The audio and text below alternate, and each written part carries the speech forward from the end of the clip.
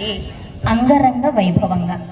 మనము ఎక్కడ పుట్టామో ఎక్కడ పెరిగామో తెలియదు, కానీ ఈ మార్కాపురం పట్టణం రావటము గొప్ప విషయం. ఎందుకంటే పెద్ద పెద్ద సిటీలలో నివసించే వాళ్ళు కూడా రోజు కోవెలకు వెళ్ళలేరు, దర్శనాలు పొందలేరు. అలాగే ఇటువంటి ఉత్సవాలను కూడా పాపం వాళ్లకు వీక్షించాలని ఉన్న ఎంతెంతో దూరాలు, ఎంతెంతో ప్రయాసలు. వాళ్ళు ఎప్పుడు లేచినప్పటి నుంచి వాళ్ళ డ్యూటీలు, వాళ్ళు బిజీ లైఫ్లు. మనం మాత్రం మిడిల్లో ఉన్నామండి. అలా పల్లెటూరులో లేము, ఇలా పెద్ద సిటీలలో ఉండి గుడికి దూరంగా లేము. చక్కగా స్వామివారిని సేవించుకునేటటువంటి కైంకర్య భాగ్యానికి అందుబాటులో మనమందరం ఉన్నాము. ఎంతటి మహద్భాగ్యం! మరి అటువంటి భాగ్యాన్ని రేపు పోయి చూద్దాంలే, వాహనం ఎల్లుండి వెళ్ళి దర్శించుకుందాంలే అని నిర్లక్ష్యం చేయొచ్చునా? మనకి ఎన్ని పనులు ఉన్నా, పనులు ఎప్పుడూ ఉంటాయి, అవి మనతోటే ఉంటాయి, ఎక్కడికి వెళ్ళం. మనం ఉన్నది కర్మభూమిలో, కర్మ జీవులో. ఇక్కడ ఉన్నప్పుడు కర్మలు ఆచరిస్తూనే ఉండాలి. కర్మ చెయ్యకుండా వితిన్ సెకండ్స్ కూడా ఉండలేమండి. ఏమిటి ఆ వితిన్ సెకండ్స్ కూడా? మేము ఇక్కడ ఊరకనే కూర్చొని ఉన్నాం కదా కుర్చీలలో, ఇప్పుడేమైనా ఆచరించుటలేదు కదా అంటే, ఉచ్ఛ్వాస నిశ్వాసాలు జరుగుతూ ఉన్నాయా? అది కూడా ఒక పనే కదా. ఎప్పుడు కూడా కర్మను ఆచరించకుండా ఉండలేము. అటువంటి భూమి ఇది కర్మభూమి. అలాగే ఎప్పుడూ సుఖంగా ఉంటామా? కాదు. సుఖము ఉంటుంది, దుఃఖము ఉంటుంది, కష్టము ఉంటుంది, దానికి మించిన ఆనందాన్ని కూడా పొందుతూ ఉంటాము. మరి ఇన్ని మిశ్రితమైనటువంటివి ఈ కర్మభూమిలో. మరి ఈ మిశ్రితమైనటువంటి కర్మభూమిలో మనము ఇంకా భోగ్యంగా, భాగ్యంగా చేయవలసినది ఏమిటి? ఈ మానవ జన్మ లభించినందుకు అంటే, మనల్ని కని పెంచటానికి తల్లిదండ్రుల్ని ఇచ్చారు పరమాత్మ. సరే, అది ఈ జన్మకు.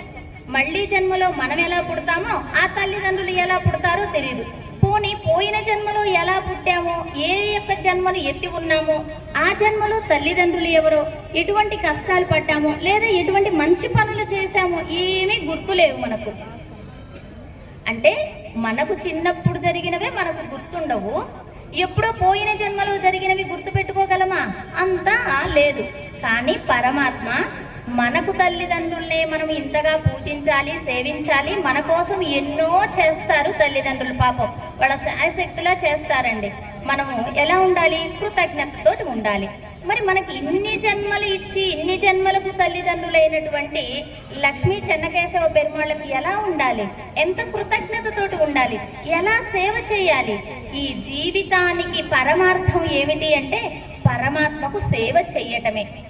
ఆయన ఓగియుళగళంత ఉత్తమన్ పేర్పాడ అంటూ ఆండాళ్ళ తల్లి సేవిస్తుంది. ఉత్తముడైనటువంటి వాడు పరమాత్మ ఒక్కడే. లోకాలన్నిటినీ తన ఒక సంకల్పంతో సృష్టించి అందరినీ కాపాడుతూ, రక్షిస్తూ, వాళ్ళకు కావలసినటువంటి విధులను నిర్వర్తించటానికి కొన్ని విధాయాల శాఖలను నిర్వర్తించి వాటికి అధిపతిగా దేవతలను ఇచ్చి మనందరికీ అన్ని సౌకర్యాలను. ఇప్పుడు వరుణదేవుడు ఉన్నాడండి, ఏం చేస్తాడు? వర్షాన్ని కురిపిస్తాడు. అగ్నిదేవుడు అగ్ని, చంద్రుడు చల్లని వెన్నెలను. ఇలా ప్రతి వారు కూడా ఒక్కొక్క విధానానికి, ఒక్కొక్క శాఖకు వాళ్ళ అధిపతులుగా ఉన్నారు. వాళ్ళు ఉండేటటువంటి స్థానాలను దేవతాలోకాలు అన్నారు. మనం ఉండేటటువంటి స్థానాన్ని భూలోకము అన్నారు. మరి ఇంకా పాపాలు, దోషాలు చేసుకుని ఉన్నటువంటి వాళ్ళు కూడా పుడుతూ ఉంటారు కదా. మరి వాళ్ళు నివాసం ఉండేటటువంటి స్థానాన్ని అధోలోకాలు అన్నారు. ఇలా అధోలోకాలు, భూలోకము, ఊర్ధ్వలోకాలు. అంటే మనం మధ్యలో ఉన్నాము, భూలోకవాసులము.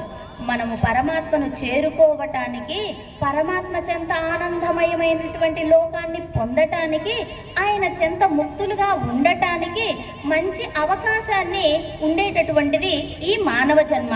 మరి ఏమి చెయ్యాలి? మనం ఏమో యజ్ఞయాగాది క్రతువులను ఆచరించనక్కరలేదు. ఎందుకంటే కలియుగంలో ఉన్నాము, కలిమాయలో ఉన్నాము.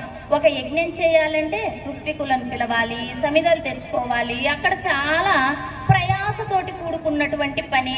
అందులో ఓపికలు తక్కువ, ఆయుష్ తక్కువ, ఈ ప్రమాణాలన్నీ తక్కువగా ఉన్నటువంటి కర్మజీవులం కనుక అవన్నీ చెయ్యలేము. అంటే ఇటువంటి బ్రహ్మోత్సవాలలో వచ్చి స్వామిని దర్శించుకుంటే చాలు. ఇటువంటి బ్రహ్మోత్సవాలలో మనము సేవ చెయ్యగలిగితే చాలు. ఇటువంటి బ్రహ్మోత్సవాలలో మనం ధన రూపేణ అందులో పాల్గొంటే చాలు. ఇవన్నీ కూడా చెయ్యలేము అంటే ఊరకు వచ్చి కూర్చుంటే చాలు అవి శ్రవణం అవుతూ ఉంటాయి. ఇక్కడ కీర్తనలు కానీ, మంచి మాటలు కానీ, ప్రవచనాలు కానీ, ఒక నామము కానీ, ఇవన్నీ శ్రవణానందాన్ని కలిగిస్తూ ఉంటే ఆ శ్రవణం జరిగినటువంటి సమయంలో మనలో పాజిటివ్ ఎనర్జీ పెరుగుతుంది. ఆ పాజిటివ్ ఎనర్జీ వల్ల మనం ఆచరించేటటువంటి కర్మలన్నీ కూడా ధర్మబద్ధంగా ఆచరించి పరమాత్మను చేరటానికి మంచి మార్గంగా మన పెద్దలు అనుగ్రహిస్తారు. మరి అలా మంచి మార్గాన్ని ఎంచుకోవాలి అంటే ఈ కుయ్యంటుంది.